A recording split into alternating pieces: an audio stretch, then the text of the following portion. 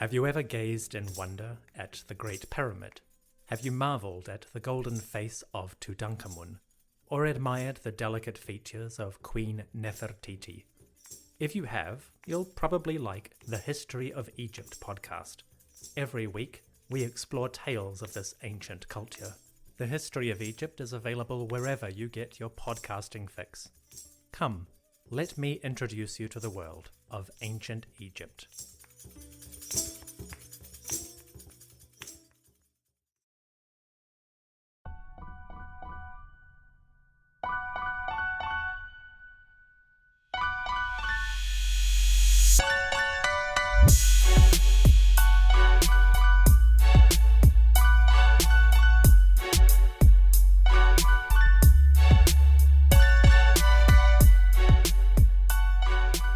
What's going on, guys? Welcome to another episode of Bro History. It's Henry Zamota and Danny Abdeljabbar. What's up, Danny? How are you? Chilling, man, as per usual. I'm really pissed because I cleaned up my computer and I moved the video intro file for our live stream. And when I went to go play the video intro file, it failed. And I'm feeling pretty stupid for that. Well, why don't you cry me a river? I might. So, do you ever get what is the weirdest song that you get stuck in your head? Or the weirdest theme? It doesn't have to necessarily be a song. It could be like a theme or something like that. There was like a month-long period where I couldn't unhear Baby Shark for some reason. What's Baby Shark? You don't want to know, but Google it on your own time. Baby Shark, do. Baby Shark, do. That's literally like the entire fucking song is like that. So the weirdest song I ever get stuck in my head, and it just pops in randomly all the time. It's not a song. It's the theme music from Pokemon Red and Blue. The original. Okay, like right when you turn on the game, like that song? Yeah, like do-do-do, do-do-do-do. The one that's used in the background in Smash Brothers. Yep. In the arena. Mm-hmm. Love it. It popped in my head today while I was just doing some kind of menial task, and I'm like, why? Like, why does this song haunt me for so many years? This game came out when I was in 5th grade, wherever I was formative. I was young. It was formative. But I mean, who would have thought that those jingles, those video game themes will just never leave your head. Yo, on the topic of jingles, a lot of those are really good. Like Celino and Barnes. You ever hear the Celino and Barnes one? Well, Barnes just died. Yeah, I heard. Yeah, he died in a plane crash. Yeah. I was gonna say non-COVID related. He just died. But like I will always till the day I die know the phone number for Celino and Barnes injury attorneys. Yeah, now it's just Celino. And then the best one is 1-800 Cars for Kids. Oh God, no! It's not the best one. It's the worst one. It's the worst one. It's literally the worst one. The best one ever is 666 66. The number 6. To get a cab in like fucking New York. That's not even a thing anymore. You only know these jingles if you're in New York. Yeah, these are all like local commercials, so I'm sorry. But 666 and the number 6. Yeah, it was a satanic jingle. And they would play over and over and over again. These three 1-800 Cars for Kids, Celino and Barnes. Celino Barnes would come on about 6 times each during a Yankee game. Yeah. So they are ingrained in everyone's heads. All right, let's get into today's episode. So we're gonna avoid talking election politics. Oh, I'm so happy about this. I know you are. Yeah, I'm just done following it. There's just I just can't do it anymore. I just don't have the. I can still follow it, but I don't feel like talking about it on the podcast anymore. I think people need to take a break from it right now. I think it's the healthiest thing is to just turn off the TV for a month and then see what happens a month later. There's nothing you can do anyway. There's nothing you can do, no matter what side you're on. There's nothing you can do. To lighten your mood, we're going to talk a little bit about fucking war zones and conflicts in the Horn of Africa. Yeah, so we're going to talk about. This is honestly a really terrible thing. So we're going to be talking about Ethiopia today. There really hasn't been too much coverage, except for the New York Times. The New York Times has actually been doing excellent coverage, and they have been doing excellent coverage on Ethiopia for years now. And essentially a real nightmare is happening. A war is pretty much breaking out right now between divided by ethnic lines between the central government along with the North Tigray region, and it looks like things are about to get very, very violent. There's already been about 1,000 casualties, 1,000 dead, and this conflict has been going on for about a week at this point. So it's really been ramping up, and a war in Ethiopia in that part of the world is going to mean hell. Not only for Ethiopia, but for all the neighboring countries. War could spill into countries like Sudan and Somalia, and just the Horn of Africa can just end up being really, really, really pounded by this.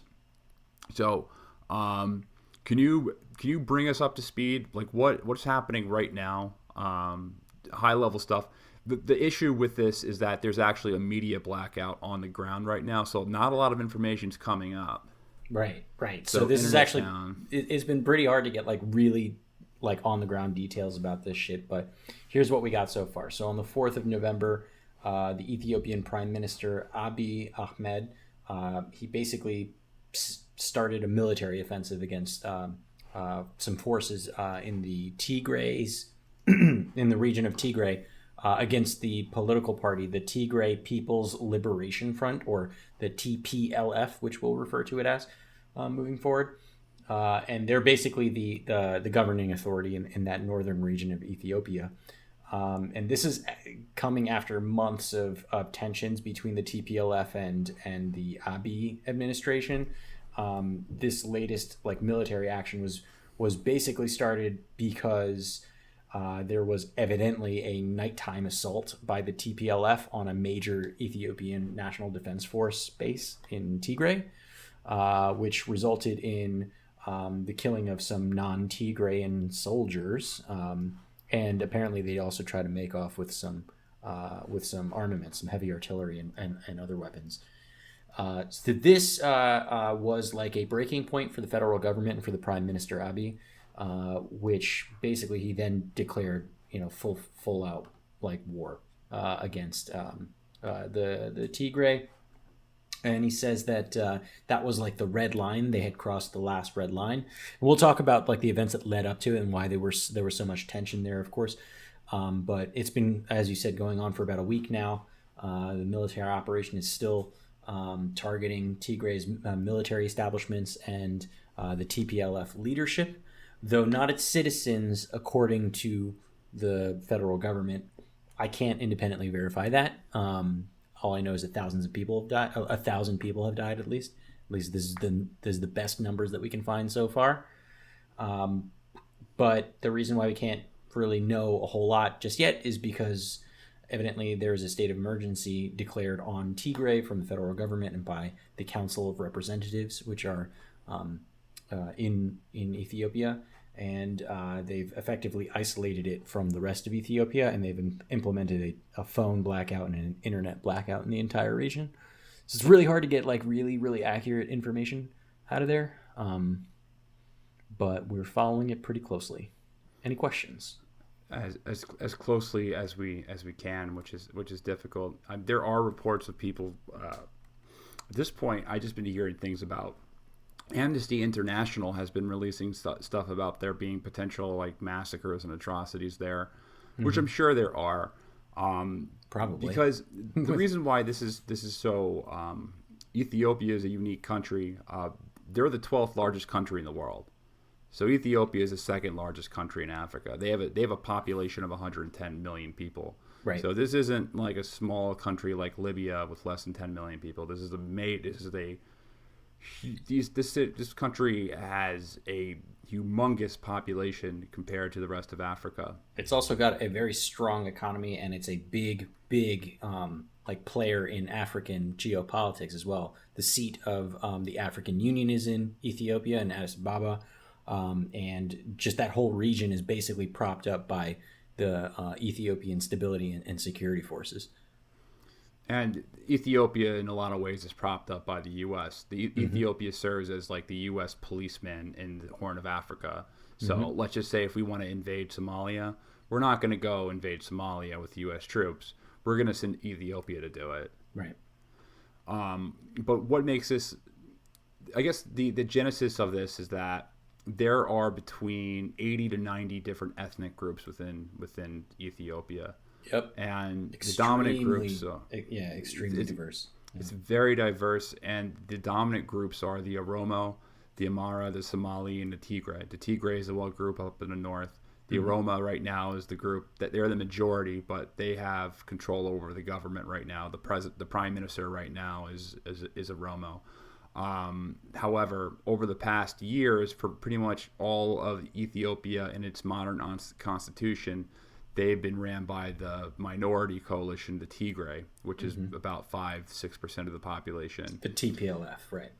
Now, Ethiopia has a long history of state formation dating back to the 1st century BC.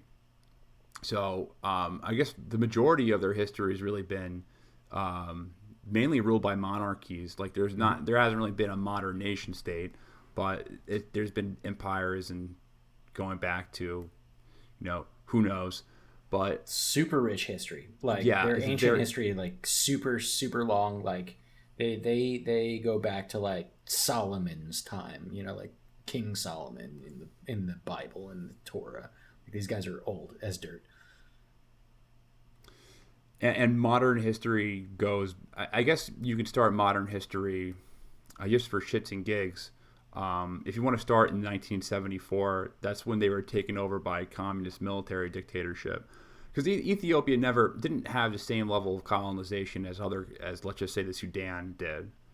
The British actually, and French. Famously, they were the only ones that didn't get totally colonized by some European nation. The Italians took a stab at it for a little while. Mussolini dumped like 500,000 troops into Ethiopia to try to take it over and came up short.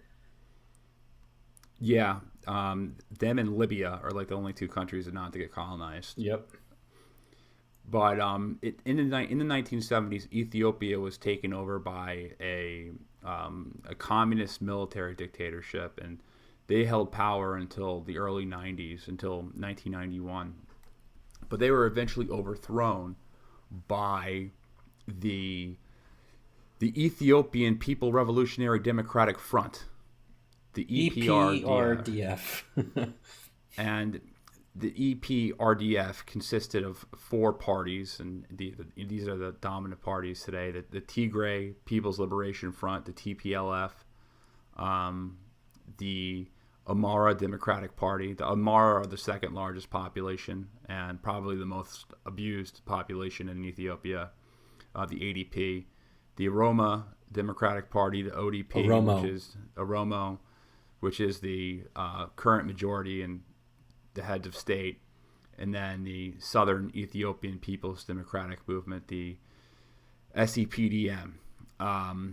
What makes this really interesting is that they set up a federal republic, and the constitution of this new government established was an ethnic federal system that gave different ethnic groups around the country autonomy from the centralized state. So the goal here was to end the suppressive centralized control of the state from the communist regime prior, and then have a constitution that guaranteed rights to develop one's own language and the rights to establish government institution in its own territory, and the rights to create militias. Now, most importantly about this constitution is that it gave territories unconditional rights to succeed from the nation. Which some territories did immediately, specifically Eritrea and Somalia. Which some areas did immediately after the formation of the state. The Constitution was solidified in '94, I think, like the formal articles that state that territories have the right to succeed. And that sounds, I mean, this ethnic federal system, it sounds fair, right? I mean, from like first glance, sure, but there's always some skeletons in that closet. Well, I mean, the system's a disaster. Like, Right. it doesn't work. And I guess at the time when they were creating this system of government, people are like, "Oh, look at that! They're finding a way for these different ethnic groups to get along and create a unified state without, I guess, infringing on their cultural origins, heritage, and these. Whenever you have a federal government involved that's overseeing these regional ethnic areas, even if they are autonomous, it's still going to end up being a disaster. The issue really is that Ethiopia's census has more than 90 ethnic groups, but there's only really 9 ethnic defined regions within the country. Right. So they're only really official regions for designated majority ethnic groups. Right. And it's not split evenly. It's not like 10 ethnic groups per, group. There's like areas like Tigray, which is majority Tigrayan, but, I forget the specific here. I can pull up the map in a second. But there are like some specific ones like Gambela or the Oromia who are just majority one ethnic group, as opposed to the southern nations, nationalities, and peoples. I gotta show this map because it's crazy. Hold on, I'm gonna pull it up for you guys who are listening on the podcast. Just like Google it, just like map of Ethiopian regions. But we're looking at it here. This one right here, this little bitty one right here, Southern Nations, Nationalities, and Peoples region has the highest concentration of unique nationalities and ethnicities of any of the other ones. And this little section right here, the Sidama, was originally a part of it, but then just recently was promoted to its own thing. So like there are like a ton of different types of people in this one little section right here. But this bigger blue section, the Oromia, is basically, for the most part, one peoples. So it's not like evenly disparate. And then up here at the top, which is the one in question, Tigray, they've got about, I think, 6% of the population. Henry, can you double check that for me? It's about 6.3%. They're a minority, but they're a powerful minority, right? Because the revolution that overthrew the military dictatorship, it was like a 16-year war throughout the 80s. That was led by the TPLF, right? They were spearheading that, and they conquered the Ethiopian state in '91, and they established this EPRDF. There's so many acronyms in African politics, it gets really hard to keep track of. But what they did is that they used this political party to initiate the reconstruction of this federal state. However, the Tigray people, within their own manifestos and their own papers, they already had a lot of animosity towards other ethnic groups that they were uniting with, specifically the Amhara. Like there was a manifesto written in the 70s that said that that states that the Amhara are the number one enemy of the Tigray people. For some reason, and I don't know African politics well, but I do know that for some reason the Amhara are looked at as like this as a troublesome ethnic group. They're persecuted.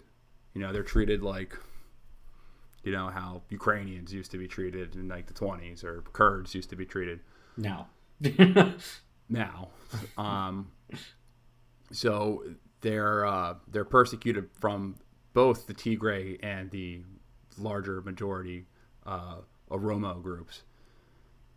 However, the TPLF, the question you want to ask is, why would the TPLF want to govern the entire state if they have issues with other ethnic groups? And they built up the power of this autonomous state. They really, I guess you could say that they've been accused of establishing this central government in order to take advantage of Ethiopia's natural resources and have the control of the Ethiopian military to expand the borders of Tigray. And their end game was to pretty much loot the countryside using the power of the central government, and then succeed from Ethiopia altogether. That's what they're kind of being accused of. That's what they've been accused of over the past decade. There's some merit to those accusations, because there are some disputed border territories along the TPLF with the Amhara, and separately along the border with Eritrea, who in this conflict currently has not engaged. But if they've got their own beef with the Tigray people, so it's very possible they can get in at any point. Well, allegedly that's why they left that succession clause in the Constitution in the first place. Mm-hmm. Is because they wanted to build up the state and have control over the resources and just be the main state administrators, and then pull out. Have the deterrent if let's just say if there was another group that was trying to take power from them, they wanted the deterrent of being able to succeed from that union and causing strife within the country, like causing the country to go into chaos with their succession to follow. Right, they wanted to hold it by the balls, basically.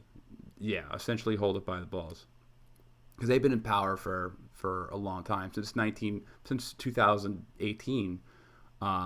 They've been in power. Mm-mm. Not since they were in power until 2018. Excuse me, right. I misspoke. They've been in power like 30 years. For about 30 years. They're also being accused of creating a system that would disintegrate Ethiopia into pieces, with the intention of creating a Tigray class. So pretty much being the same thing as what the British used to do to their colonies in Africa and really in the Middle East. They used to in India, they used to pit different ethnic groups or different tribes against each other. And also in North America, they used to do the same thing with the Native Americans. Right. They used to pit tribes against each other.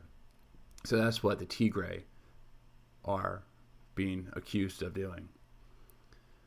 Another reason is why this sort of government is really dumb is because the resources issues, like there's only so many resources to go around.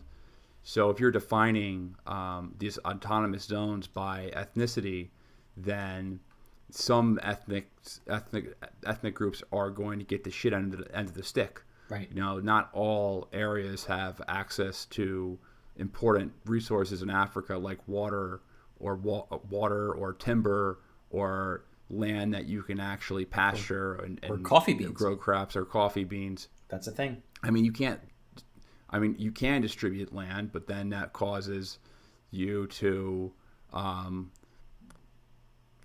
engage in ethnic cleansing. If you're going to put one ethnic group in some land at the expense of another ethnic group, it just causes you to engage in the practice of ethnic cleansing from that land. So looking at this from that context, how do you feel? Well, I feel like there's some more backstory to unpack too, because I think that while we're setting this up to say, all right, the Tigray themselves had a hand in building modern Ethiopia as we know it today, if I remember correctly, their who's this guy's name? Meles Zenawi, who is the founding member of the TPLF. He's literally the guy who wrote the Ethiopian constitution in the early days, right? So as you point out, like, they wrote it in their favor, right? They knew that they weren't going to be a majority by population party, but they definitely wanted to give themselves a leg up in the new system, and they held on to power for quite some time, right? And it's funny too with this 30-year thing. It seems like 30 years seems like the expiration date of like poorly run systems, right? Right about 30 years, it's like, all right, people have had enough. It's the lifespan of the dictator who put everything together. That's right. Usually what it is. Mm-hmm. And then, like, do they have a successor or not? Right. So, and the turmoil around the successor as well, getting a successor, that is. That's how long these governments last, until mm-hmm. the guy dies. And honestly, unless he has a son. This is what happened. This is exactly what went down in Ethiopia, because, you know, there had been signs of tensions between Tigray and the central government since Abiy came to power 2 years ago, right? Again, keeping in mind that Ethiopia is an extremely diverse system, they kept it together using those four basic, four ethnic-based parties, and you know, TPLF held on to power, you know, with roughly an equal share of power, but that gave them a leg up against all the others, having only a 6% population. It's kind of like how in the Senate, in the U.S. Senate, how we award 2 members for every state regardless of its population, right? So like Wyoming has just as much power as California, despite the fact that California is like 600 times the population of Wyoming, right? And so they have a roughly equal say in the government, so they have like an outsized, you know, power there. And they were in this coalition with Abiy and his party for a minute, and there was this months-long popular revolt that happened in leading up to the election in 2018, where Abiy won. And then Abiy pretty much quickly took that mandate that he got from winning the election and taking over from the old guard, the TPLF, and he immediately set out to change the system. He wanted to change that 4-party system to a single national prosperity party that was not organized on ethnic lines. And I think this, you know, basically left the TPLF feeling targeted and purged. Right? They were the minority, and they felt victimized by this, because they felt like they were going to substantially lose their dominance over Ethiopia's political and economic life, which is absolutely true, right? And so the president of the Tigray region charged the prime minister with actually, like, you know, saying that, oh, you're trying to criminalize the TPLF, like you're specifically targeting the TPLF.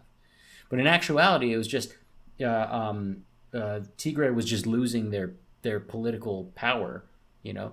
Abiy came in from a populist movement, you know, to change how the government was set up away from this like ethnic federalist group to a more democratic group that's not organized around ethnicity, and they felt triggered by it, to be honest.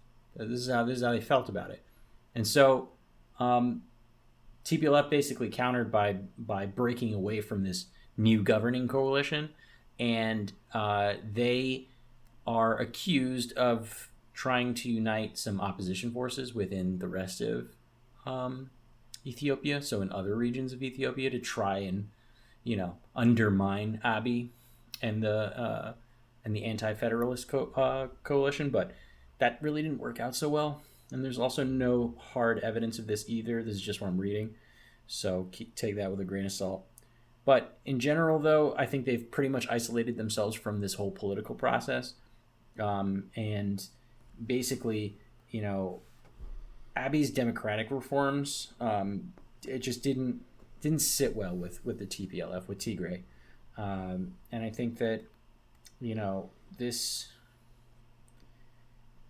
basically undermines their like stranglehold of power, right? So like how I'm feeling about it right now is that a group of old guard, you know, majority rulership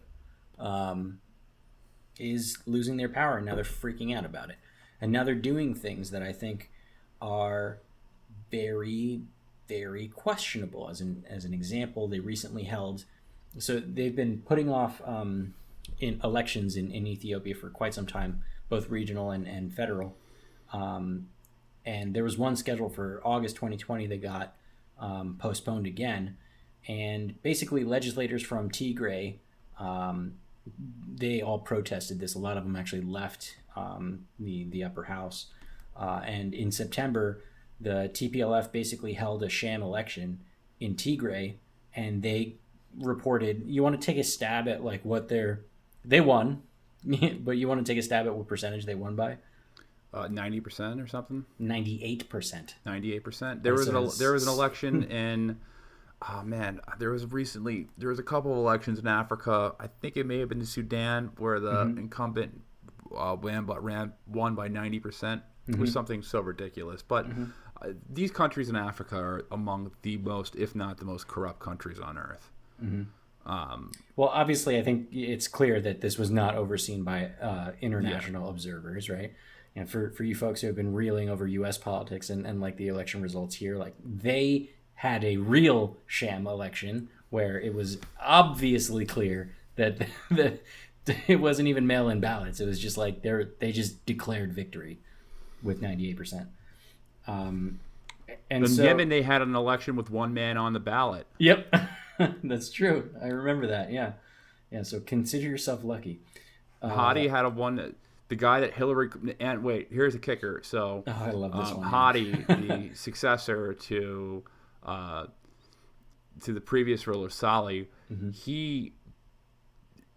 Salah, he became president of Yemen, and it was seen as a crowning achievement in Yemenese democracy, according to Hillary Clinton, and he was the only man on the ballot. The only man on the ballot. The only guy on the ballot. But back to Ethiopia. Yeah, sorry. So basically, they won by 98% in this September, election, quote unquote, if you can call it that. And this new, these new legislators that they installed immediately declared that the federal government of Ethiopia was not legitimate and can't govern the country, and they refused to recognize the federal government, right? And I think that the Ethiopian National Assembly came back and they basically said your election was bullshit. They annulled it, and they've been butting heads ever since. And I think what they did that was the Ethiopian federal government, what they did that was particularly heinous in the eyes of the Tigray was that they decided to slash a ton of federal funding to the region. They just stopped giving them money. Hutchinson, Minnesota had some problems. For the adults of Hutchinson, the problem was the teenagers. They kept sneaking off at night to empty barns where they'd, brace yourself, dance. Who knew what sort of sin and heavy petting and French literature these barn dances might lead to? No, the adults of Hutchinson, Minnesota did not approve. And neither, it seemed, did the devil. One summer night, Satan himself suddenly appeared in the middle of the dance floor, and the debauched teens ran in fear. He showed up at the next dance, too. For a few months, it seemed like you couldn't go to a late-night barn dance in Hutchinson without getting chased out by the devil, pitchfork in tow. Until one night, when a 14-year-old boy had the good sense to shoot him in the chest. At which point the devil was revealed, Scooby-Doo style but bloodier, to be the local Methodist minister, dressed in a costume and flown in from the roof by rope and pulley. This is The Constant, a history of getting things wrong. I'm Mark Chrysler. Every episode, we look at the accidents, mistakes, and bad ideas that helped misshape our world. Find us at constantpodcast.com or wherever you get your podcasts. Welcome to the future in this year's wildest super fun show for adults. Hey gang, it's Josh Olson. And Joe Dante. And we want to tell you about our podcast. It's about movies. Josh, there are 1,000 podcasts about movies. Sure, but ours is different, Joe. That's true, actually. Our guests are writers, directors, musicians, comedians, actors. Hell, we even have other podcasters on. We play no favorites, and they don't talk so much about their own work, but about the movies that have influenced them and made them who they are. We call it the movies that made me. We've talked with people like Guillermo del Toro, Little Stevie Van Zandt, Martin Short, Ethan Hawke, William Friedkin, Barbara Crampton, Jonathan Ross, Dennis Lehane, Mark Duplass, Adam McKay, Lorraine Newman, Jason Reitman, Alison Anders, Elijah Wood, Stephen Canals, Eli Roth, Joe Bob Briggs, Roger Corman, Bobcat Goldthwait, Ileana Douglas, Dana Gould, Martin Campbell, Shane Black, Albert Hughes, Emily Deschanel, Jill Biafra, Larry Fessenden, Nicole Houseman, Shaka King, Lee Daniels, Rosalind Chow, Clancy Brown, Yardley Smith, Ike Barinholtz, David Arquette, Thomas Middleton, Gina Prince Blakewood, and Uwe Boll. It may not be highbrow, but it's lots of fun. Subscribe for free on Apple, Spotify, or wherever you get podcasts. In color to thrill you as never before. Now they kept giving individual municipalities, like cities and villages and shit. They kept giving them money, especially because we're in COVID-19 and they can't just completely cut everybody off. But they weren't giving the centralized leadership in Tigray any money, and they flipped shit. TPLF flipped their shit for this. That was not cool for them. They thought it was tantamount to war, right? And this is how we got here, you know. The question is that I mean, don't they have the right to succeed though? Like, they why do. Can't they just go forward with succession? That's the real question. That is the real question, because they have within their constitutional rights the ability to secede, and evidently they've been given a mandate, a 98% mandate by their region to just do whatever the fuck they want. So why don't they? Why don't they just pull out? I personally think it's because it's not in their interest to do so, right? They don't have the infrastructure, they don't have the natural resources, they don't have the geopolitical clout in the region. They don't have port access. They don't have port access, right? They would be literally islanded. And they've got some hostile neighbors, right? They got Eritrea, who they're not friends with, right on their border, who does have port access, who controls an important waterway, right? Who has been recently getting pretty friendly with the Abiy administration. And that's another one of their grievances, right? The Tigray folks were like, you guys are getting too close to Eritrea, and they already seceded, like they left the country. So you're like picking, these losers over us, and they're not even a part of our country anymore. Like that's how they feel. That's how they feel about this. Like if you put yourselves, into their narrative for a moment. But they'd be landlocked with not friendly neighbors and not all of the resources and not all of the major airports and infrastructure. They'd be fucked. They know what's best. They know what's best for them, and it's to stay in there. What's best for Tigray is for them to regain control of power of the federal government. And I don't think it's going to happen. It seems like they're kind of fucked. A little bit. Because they can't leave and they can't stay. But they do have a big army, because all of the military infrastructure that was built there was built during that border war they had with Eritrea. Mm-hmm. How do I pronounce that? Eritrea. Mm-hmm. Forgive me for my terrible pronunciation. Because a lot of that military infrastructure. So I'm assuming all of their like anti-aircraft stuff. A lot of their military bases on that border, like they're all in Tigray territory. So I mean, they could definitely put up a fight to the death if they wanted to. Oh yeah, they could if they wanted to. And also keep in mind they have a 250,000 man army. That's nothing to. It's nothing to scoff at. And they also remember they spearheaded the military offensive that won them, the country in '91, right? Like they were the front. This is the reason why they call them the Liberation Front or Tigray People's Liberation Front. They're literally the front line in that war. And the TPLF they're the ones who do all the dirty work. Like they're the ones who invaded Somalia, right, and butchered a lot of people. Mm-hmm. What I'm really worried about with this conflict is right now we don't really know too much of what's going on besides like report from Amnesty International. But I'm just worried about a lot of the a week prior, a lot of ethnic groups have been getting just massacred. Like just these stories similar to what you would hear about like Yazidi villages in Syria or in Iraq during the Syrian civil war. There was this in Amara village last week. Women and children, no military personnel. 57 people were butchered to death. Mm-hmm. It's getting extremely violent, and it seems like it could spiral out of control at any minute. Especially now that Abiy he has refused to come to the negotiating table. He's not talking peace right now. It's his time to kind of put the hammer down as a strong dictator. So yeah, and I'm still not like, this is all very new to me, and I actually got very excited learning about like a new political system and like a new country, because we haven't really covered a lot of Africa in general, but definitely not Ethiopia.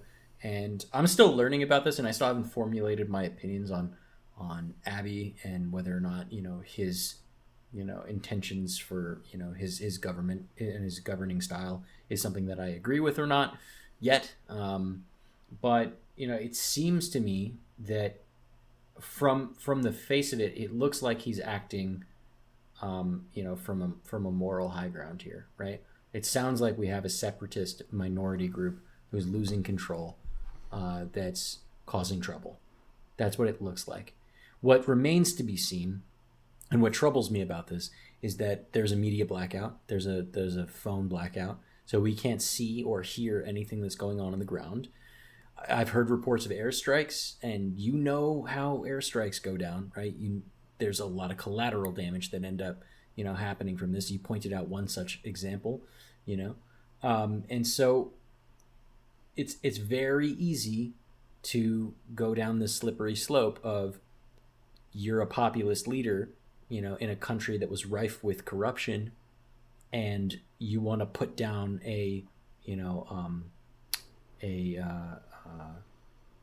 region or a sect of people that are not cooperating with you, and it can very easily turn into an ethnic cleansing or a genocide or other human rights abuses that can happen very, very quickly. And it remains to be seen whether or not Abiy takes this power that he's acquired over the last 2 years through populism and uses it for something positive for Ethiopia, or straight up dictators the shit out of it. That's a big open question. Well, the media is portraying him as a bad guy right now. Yeah, a lot of the media from Al Jazeera, mm-hmm. Associated Press. I saw something on CBS actually. They're all painting him as like, oh, this guy won the Nobel Peace Prize 2 years ago. Mm-hmm. I guess we gave the Nobel Peace Prize too soon. This guy's gone effed up right now. Yeah. I mean, at the end of the day, he's just trying to preserve the monopoly of violence on that country. Like they're trying to preserve the nation state. I think it's going to get bad, and that's what happens. And that's what happens when you have these types of systems of government. When you set up a government, an ethnic federal government, what do you think is going to happen? There's no way that can succeed in the long run. Look what happened in Yugoslavia, because that's the major comparison. Like that's you're looking at it. If you want to look at a conflict to compare this with, it's the Balkanization of Yugoslavia into countries like Croatia and Serbia and all these small little states. That seems to be in effect and starting to spiral out of control, because I don't know if the way that it seems like they're going to have to put down Tigray is show a massive display of brute, blunt hammer force to bring them back into this union. And it seems like Tigray is not willing to go down without a fight right now, because they are used to being on top. 6% of the population has control of the majority of the government. I don't think that they want to remain that very not powerful ethnic group, because without the federal government, without the government that they presided power over the past 20 odd years or more than that, since 1991. They are a very, very small minority group with less than 10% of the population. Both the Oroma and the Amara are both 6 times larger than them in numbers wise. Yep. So while they have bases and the military capacity to resist, I can imagine them doing that, and I can also imagine it getting really, really bloody.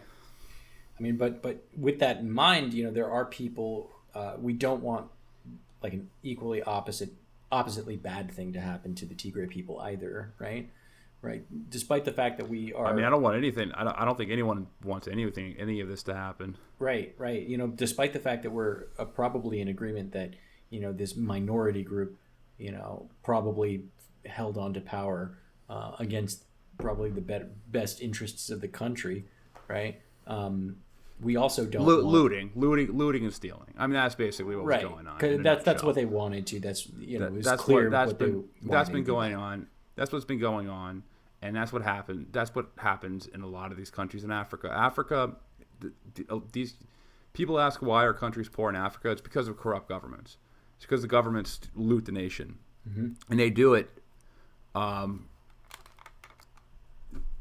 They're salesmen, basically. A lot of these African dictators, they sell off the natural resources, and they don't make anything in return. So there's no way climbing out of poverty. And then the international aid system undercuts any type of business that they could potentially create, because you don't need to create a shoe factory if there is a international aid service that produces the foods. So the political systems and the economic systems there never have a chance to really thrive. And in addition to that, the Europeans in America, mainly Europe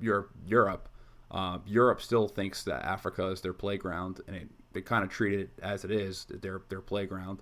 Right. Where in China now, they're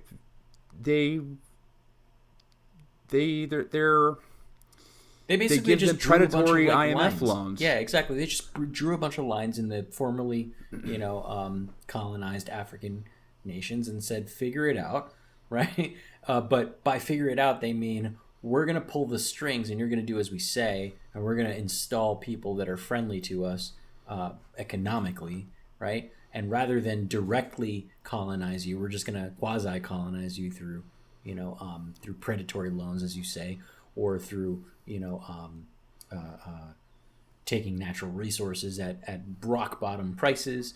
But I guess what I was trying to say though is that, like, while I agree that the Tigray people or the TPLF, specifically the government that was installed 30 years ago there, kind of started off with some like really questionable, shady,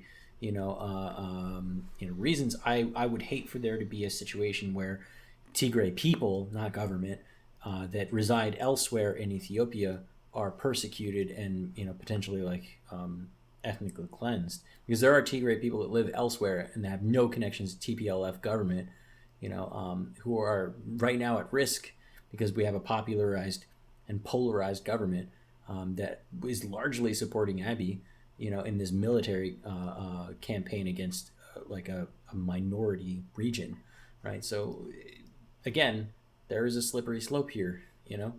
Abiy could turn out to be a very bad person.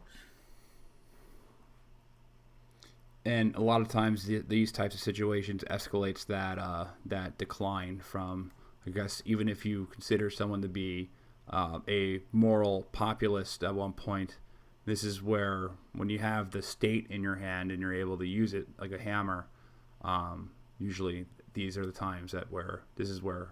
I mean, I'm feeling some echoes of like early Syrian civil war here. This is what it feels like to me. Can you see some parallels there? I don't know. I don't think I can compare it with the Syrian civil war. I think it's a bit different. There's so many. I think Yugoslavia is a better way to compare it. With the Syrian civil war,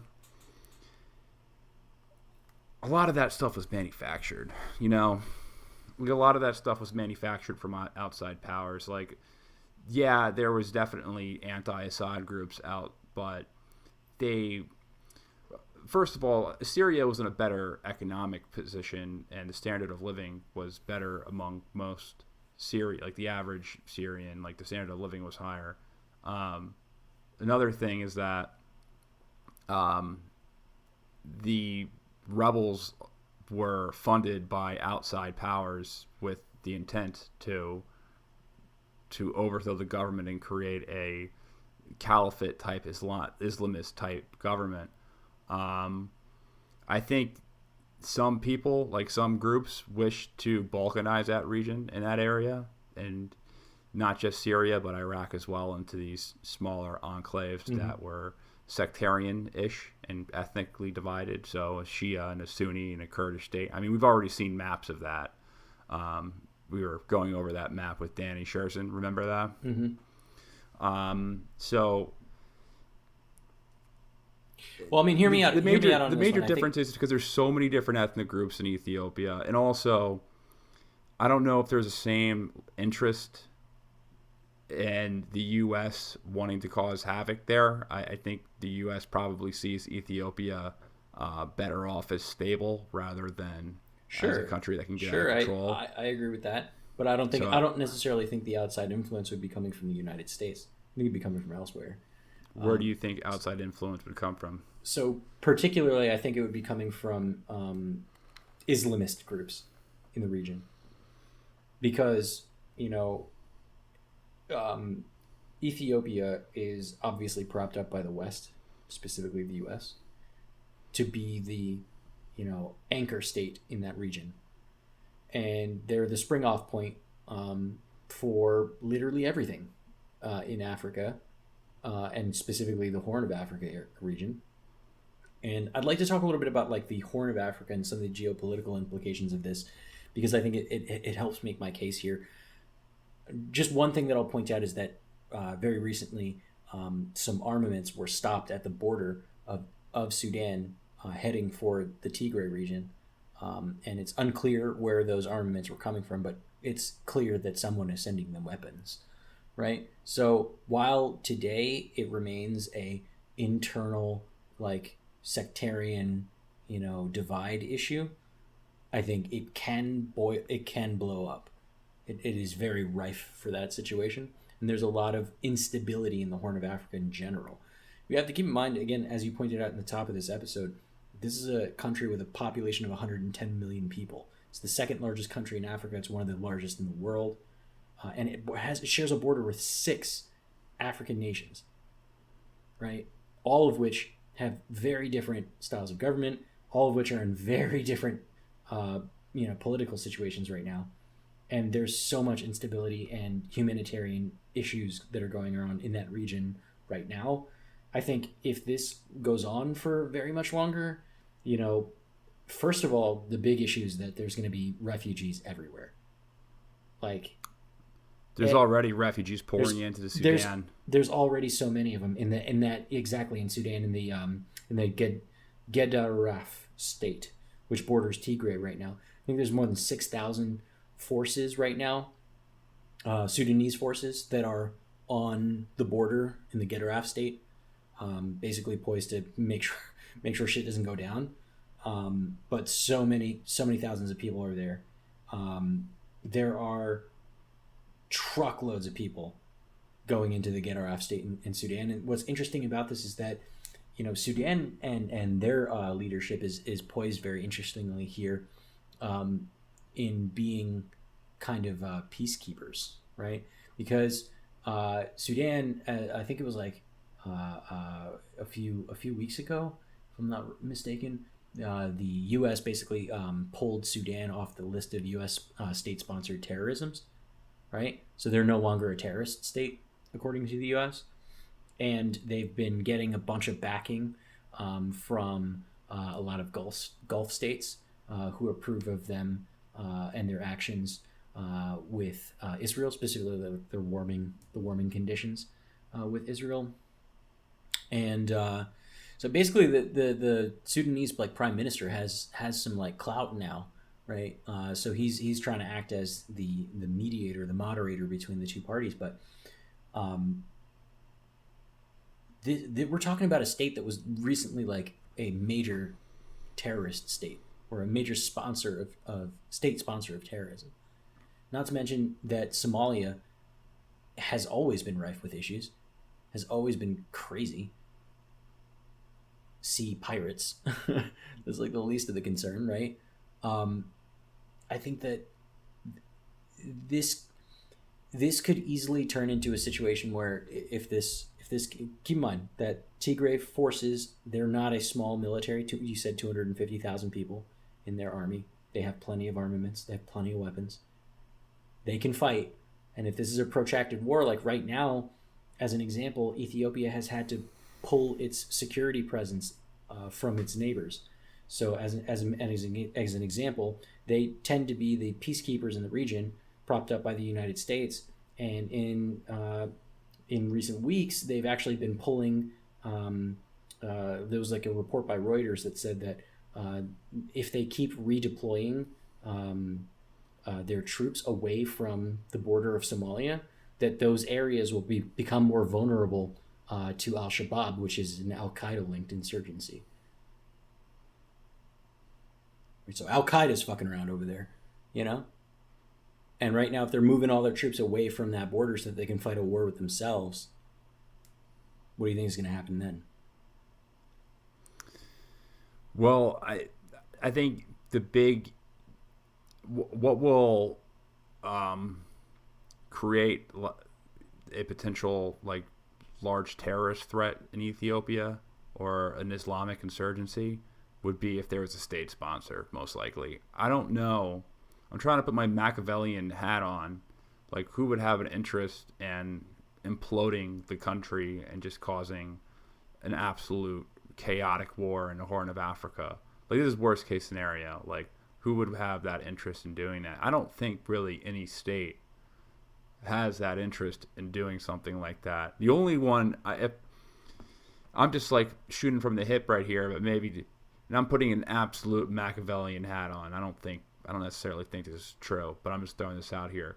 Saudi Arabia? Maybe, I was thinking, well, no, I don't think Saudi Arabia, because Saudi Arabia has some interest in keeping it stable there because they don't want the Gulf of Aden to be a dangerous shipping lane, especially when there is a threat of the Strait of Hormuz. So then it's got to be Iran.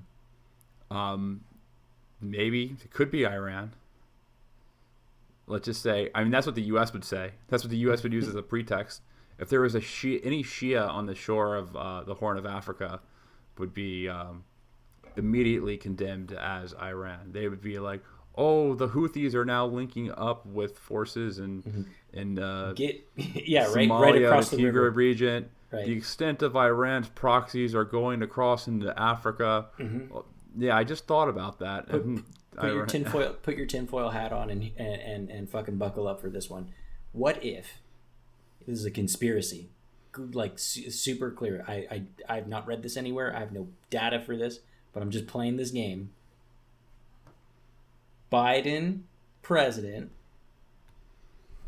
wants to look tough, says that Iran is fucking around, sends troops in because Ethiopia is our they're our stable state. They're the anchor state. We have to help them out. Because because Al-Qaeda, Al-Shabaab specifically, is messing around and they're getting money from the Iranians. How about that? Al-Shabaab getting money from the Iranians? Yeah. I mean, does that even make sense? Because I might be just blending all of my Islamists together. Al-Shabaab is not a Shia group. It's a Sunni group. Mm-hmm. So that wouldn't make sense then. No. It most likely. I mean, they'd have to. I can see the State Department making that stretch because most people don't get it. Most people don't even understand the nuances, the very high level nuances. But I mean, I don't know. I could think of some things off the head. Hey, maybe Turkey's doing it because Turkey wants to make a refugee crisis that will most likely end up having millions of refugees go to Europe and have who knows. But I guess I think most states probably have more of an interest of making sure that Ethiopia doesn't implode, especially now that COVID. And I'm super cynical, where I think that the government is usually involved in most things that are bad on an international level. But I mean, man, I'd have to have somebody convince me of that, like really show me, like, okay, this is a policy paper to make this fucking place go bleed and be destructive. Like, I haven't seen anything like that. Like, I haven't seen a policy paper that's like, we need to destabilize the Ethiopia and Somalia and this entire region so it goes into chaos and war. I mean, I just don't believe I don't believe that would be a paper that you would find from like some American think tank, but you might find it elsewhere in the world. You could, but even before like the Iraq War, like, I mean, there were many papers on destroying Iraq and invading these countries and breaking them up into little small pieces. I haven't seen anything like that. You're saying it's, but maybe I'm it's just unlikely. ignorant. Maybe someone can direct me to that type of stuff. So you're saying it's unlikely because there's so far there hasn't been any like foreshadowing for it yet, right? Well, you can tell a lot of that I have seen. Like, I haven't seen anything like that. Maybe it exists completely. Like, I'm kind of a noob when it comes to African politics. So same. I'm speaking out of my out of ignorance in a lot of this stuff, but it's hard for me to like even stretch why a state would want a country full of 110 million people to implode just for the sake of imploding. Like, it seems like Ethiopia is just a ticking time bomb. It's their structure of government, the fact that they have a system of government where there's a central government that presides over ethnic autonomous zones, that has a clause in their constitution that lets states succeed from that union, but they can't really succeed because that would kind of put them on an island from the rest of the continent. So they're kind of forced into this union by the deterrent of being it's a relationship of convenience, state. Basically. Yeah.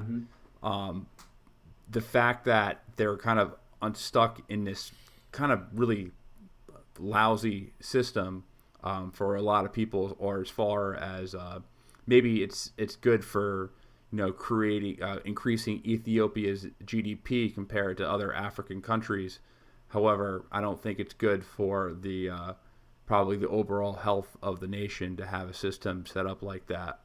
And I think that this is more so the consequence of having of ethnic federalism and people, groups fighting for power of the government. Like, if you have different ethnic groups and they're pitted against each other for ultimate control of the central government, and the central government's able to dish out powers or dish out favors or dish out favoritism to different groups, then I think that's ultimately will always be a huge issue and will always create the type of civil unrest that could eventually lead to a nationwide conflict. I mean, I agree with that. So let's take a look maybe at the Prime Minister Abiy's ideas about unifying into a single coalition peace party or whatever he wants to call it, where it's not divided by ethnic ethnicity, but rather just by region. How do you feel about that? Do you think that that's like an appropriate transition away? Do you think that would work better? If they created an autonomy, so by region, but not by ethnicity. Yep. Because that's apparent, and I'm still learning about this too, right? So I might be getting this wrong, but from what I understand, Abiy's idea is to create a new type of government that's around regions, not around ethnicity, and that they want to decouple the ethnicity part of of their power in politics away from it, because ethnicities and peoples like the TPLF, the government of the TPLF, they hold outsized power against majority groups like the Omoros, which he is a part of.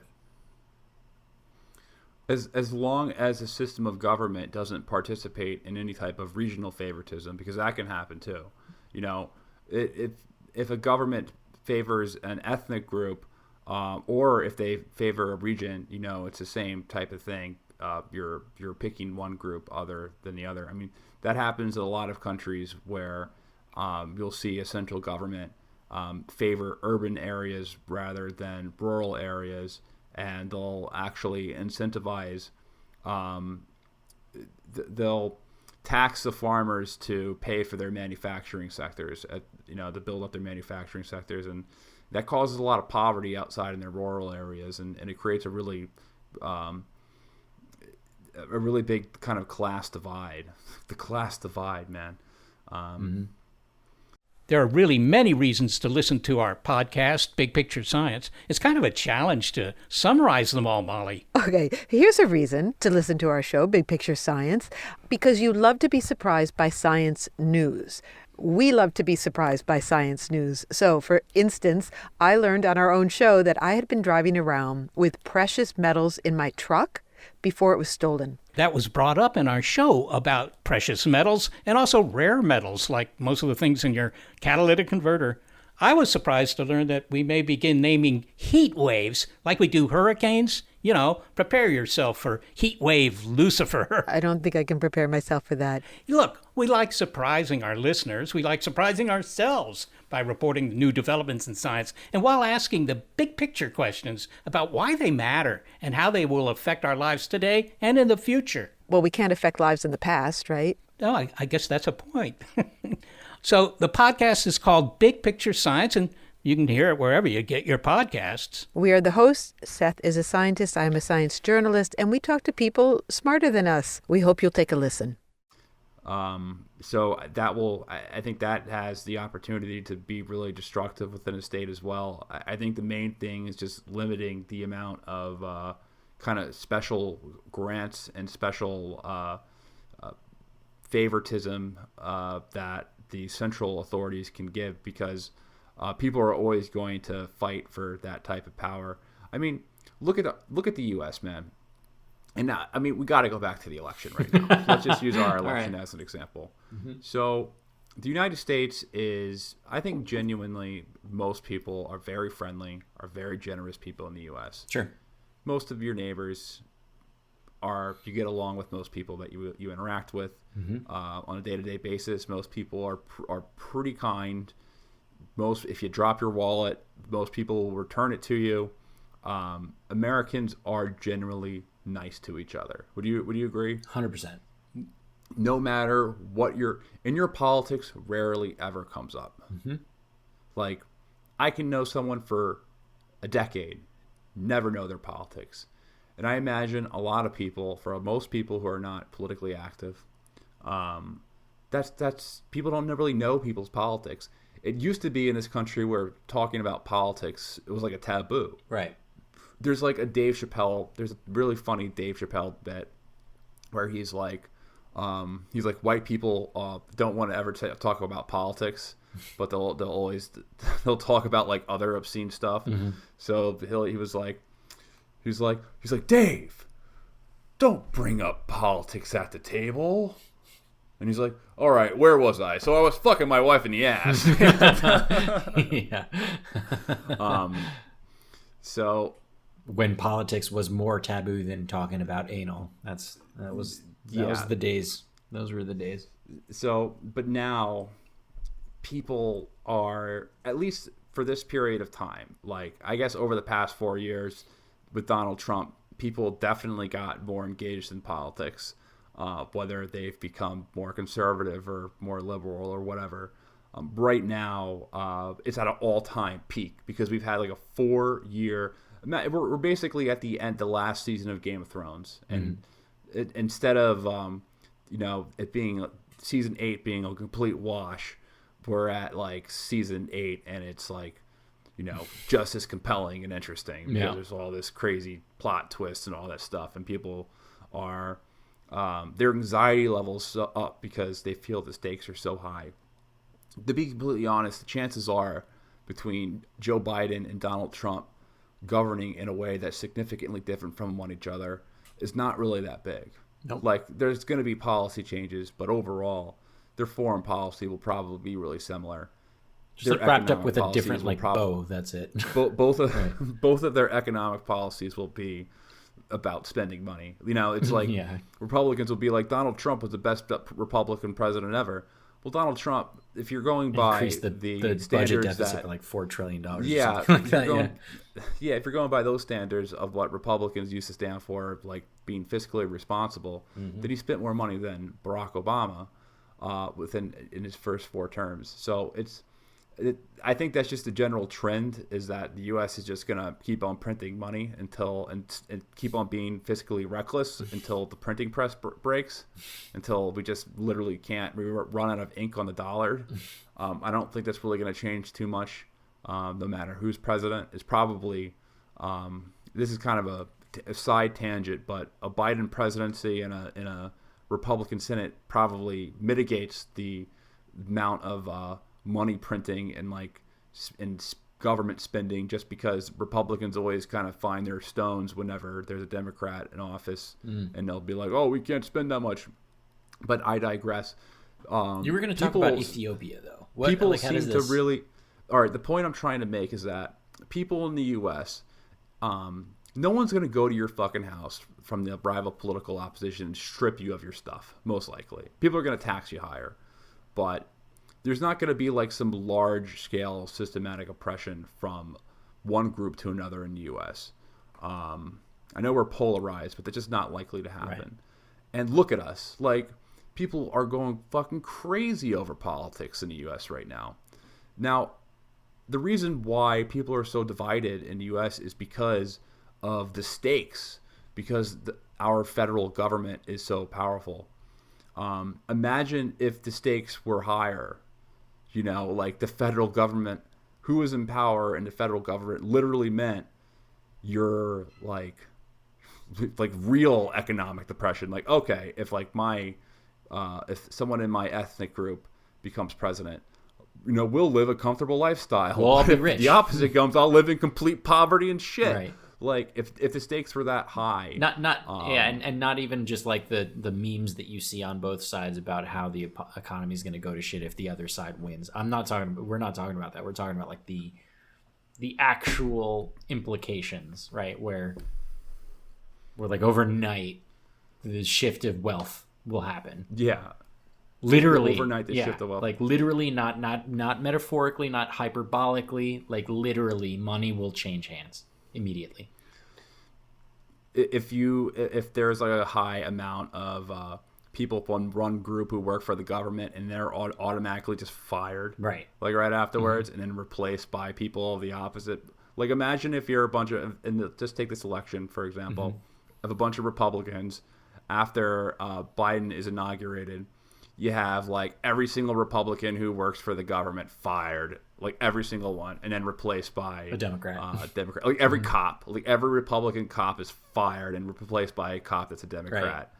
What do you think the cops who were Republicans would do? Right, they would fucking revolt. It would be nuts. They would revolt. That's what happened in Iraq after we disbanded the Saddam's army and we fired them all. We fired all the government workers. They became the leaders of the rebellion. Right. So when the stakes are really high and it's on ethnic lines, there's a lot of like kind of Machiavellian type politicking that goes on between like making alliances with this ethnic group and that ethnic group and this ethnic group. But at the end of the day, it's just kind of silly. Like,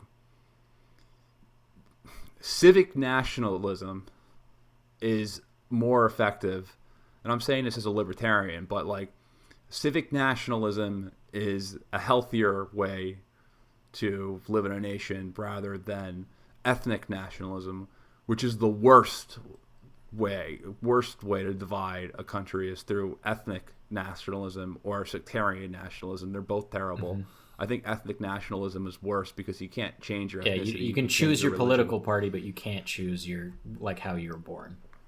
You could change your religion, but usually religion is a political term anyway. Right. Because when your ethnicity becomes a political, because that's essentially what it is in a country like Ethiopia. When your ethnicity is a political group. Right.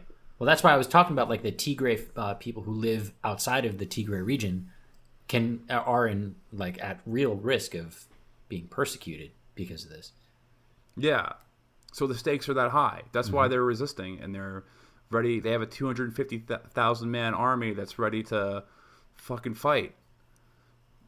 That's dangerous, dude. That's why it's so dangerous to have a system set up like that, because there's always going to be one ethnic group that is going to benefit at the expense of the other. There's only so many resources. There's only so many resources to go around in a country, and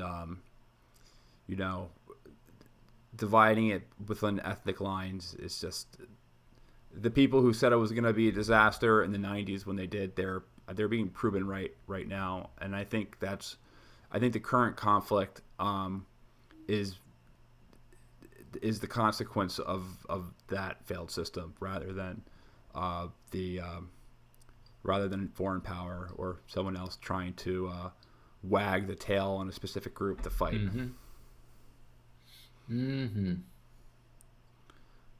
This is some crazy shit. I think I definitely want to pay attention to this. I think this could be hotter than the Azerbaijani and Armenian conflict that's going on. I think it already is at this point. I mean, it's certainly at pace. Right now, there's a ceasefire in Navarno, in Armenia, Nagorno-Karabakh. There's a ceasefire right now that Russia negotiated. At this point, I mean, Vladimir Putin needs to get some type of Nobel Peace Prize. The guy has made more peace deals than like anyone I could think of at the top of my head. I won't join you on that nomination, but sure. I nominate Vladimir Putin and Dennis Rodman as the two. I'm on board with Rodman. We can give Rodman one. I think he deserves it. He's fine. As the two peace bringers. Yeah, hoops for peace all day.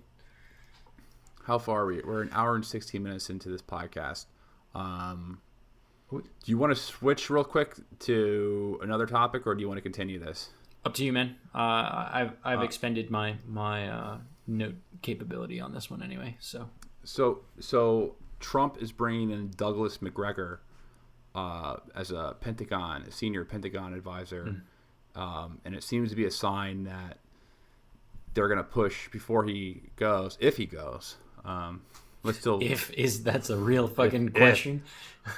Hey, last podcast you said you thought he was going to stay. I mean, in court. Did you change your mind? Do you recant? I haven't decided. Do you recant? I haven't decided. I could be wrong. I mean, I hope I'm wrong, to be very honest. Do you recant? No, I think just to close the loop on that, I think increasingly his chances of winning even in the courts are super slim. Like even if he gets, I think in the two major states that he's going after, Pennsylvania and Arizona, even if he does win and gets a lot of votes from those places, he still loses. So I don't know. So interesting enough, it looks like, I think this is a political move. We were discussing it a little bit on our Patreon, by the way. So Trump is pulling. It looks like he said he wants to pull out of Afghanistan by Christmas. If he pulls out of Afghanistan and let's say Syria, Kamala Harris already said some really cringe thing about supporting Syrian opposition forces today. Just saying, yeah, we're going to continue the policies that pretty much destroyed the country. If Trump pulls out completely, and that's still a big if. I'm still not sold this is going to happen completely, but I'm crossing my fingers. He pulls out of both of those regions. Probably more likely Afghanistan they'll pull out than Syria. I still feel like they're going to leave. So they're going to always leave troops in Syria. But if they pull out and then they go back in, if the Biden administration goes back in, that would be a political, I hate to say it, but Donald Trump would probably be like, oh, look, I pull him out and you put him back in. This is the swamp. This is why I came before. This is why I'm coming back in 2024 to come back and take him out. Because the corporate Joe Biden. Right. I mean, I wouldn't put it beyond Donald Trump to pull him out literally on January 19th. Like the last fucking day that he's president. That would be the day that he gives that order. And then, you know, God forbid anything legitimate or illegitimate happens in any of those regions, and we need any troops for any reason, positive or not, Donald Trump is going to hammer Biden for even thinking about putting troops back in there. Oh yeah. And then it'll start talking about the military-industrial complex. Like, they held my hands all the time. You didn't think about it. I needed to wait till the last day. Otherwise, they were going to, you know. I cannot wait for him to go on, like, Joe Rogan. I doubt he'll be on Joe Rogan. I think he's going to start his own thing. He's going to make that Trump TV nonsense. I think that's what he always wanted anyway. I don't think he wanted to. I don't think he actually wanted to be president. I think he just wanted to, like, fucking be in the spotlight. So do you think everything he's doing right now is just political, like, showmanship? No, I mean, I think, like, eventually when he won, he was like, oh shit, now I gotta be president, you know? So, like, this plane is pretty fucking cool. Huh? It's got to be pretty cool to, like, oh, look, here's Air Force One. Yeah. Like, that's what I've always figured is, like, the major perk of being Hell president. Yeah, and he's definitely taking advantage of that. Air Force One. Fuck yeah. What was it? Like, everything else seems awful. He spent, like, a shit ton of money on flying that damn plane around back and forth from Mar-a-Lago just to play golf and shit. I digress. I think, you know, he was probably fucking around for a while until he got the nomination, and he's like, oh shit, I can actually probably win this. And then that's when he got serious about it. But, like, honestly, I think he prefers just to make money and be shady and, you know, talk shit like an old man. You know, like, I think that's where he's happiest, when he's just talking shit with no repercussions. Well, I think in some way he could be a bigger thorn to the establishment in that capacity, outside of, like, having to do what the establishment wants. Mm-hmm. He could as a media figure, as a much larger media figure, unless he's just completely kicked off all platforms, then, you know. Well, I mean, if you that's why he would make his own, right? If you assume that 75 million people voted for him, right? If you assume that all of them would be even tacitly interested in anything that Trump has to do after he leaves office, like, let's say he makes his own, you know, TV network or some shit like that, or whatever. 75 million people. For like, fun fact, there's like 35 million people on Twitter. There's only 35 million people on Twitter.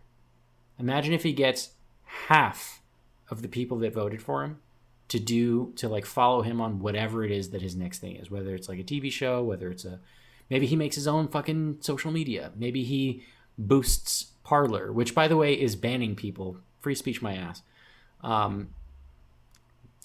Dan Bongino. Isn't it Dan Bongino created it? Yeah.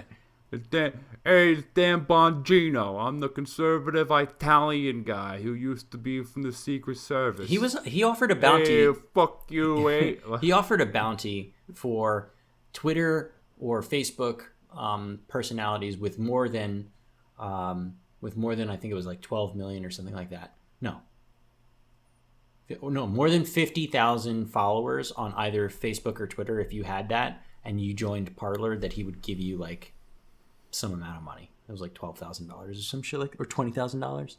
I forget. He was literally trying to bribe liberals to come on the platform. And then I just read a news story recently that said that, like, a bunch of, like, liberals have been joining Parler just to troll conservatives in their safe space, and they've been getting banned. And, you know, evidently Parler is supposed to be this free speech platform, but if you look at their terms and conditions, it says they can basically censor you whenever the fuck they want for whatever reason, or no reason at all, just like Twitter and just like all the other ones, which is just amazingly hilarious. Anyway, I'm digressing really hard.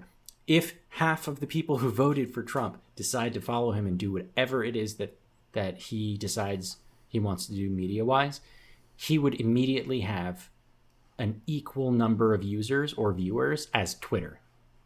Just let that sink in for a second. So maybe they won't ban him. Maybe not. I'll just make my other thing. Trump Twitter. That's what I'll call it. It should be interesting, but so far with the people Biden has been putting, who are rumored to have high cabinet positions, pretty negative right now. We will see, but it looks like it's just going to be Obama, more Obama. Well, he picked his chief of staff from when he was VP to be his chief of staff now. It's a big surprise. So, and they're already talking about sanctions in Syria, and it's gonna. We'll see. Don't have high hopes, but I guess we'll see. We will treat Joe Biden in the same way we treated Donald Trump. That's what I could promise you. Which was, I feel fair. I feel like we treated Trump pretty fairly, to be completely honest. We ragged on him when he sucked, and we gave him credit when he's deserving of it. And that's we'll treat Sleepy Joe fair. All right, let's finish this thing up. All right, so thanks guys for. Oh, do we have an episode thing in the mailbag? We do, but you know what? I didn't get a chance to really do all the research. Owen, I hear you. I promise next episode we'll talk about it. All right. All right, everyone. Thank you so much for joining us for another episode of Bro History. If you like this show, make sure that you rate and review the podcast on Apple. Rating, reviewing our podcast on Apple Podcast is the number one way to help us grow. It really does mean a lot to see the reviews come in as well. So rate and review the podcast is easy. Just press that 5-star thing on your phone.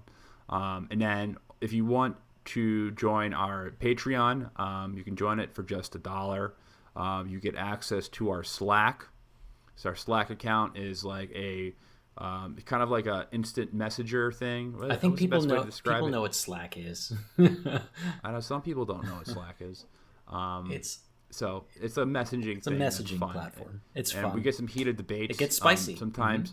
It gets pretty spicy on there. So we have a pretty diverse range of people on it. So it's not like an echo chamber. We have liberals. We have libertarians. We have conservatives, more conservative people, and everyone is. We got people from all over the world too. It's fun.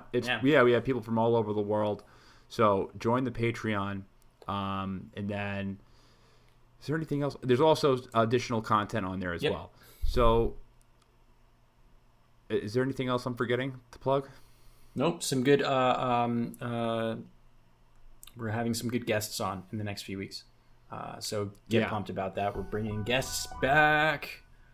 And stay tuned for future episodes. All right, let's end this piece.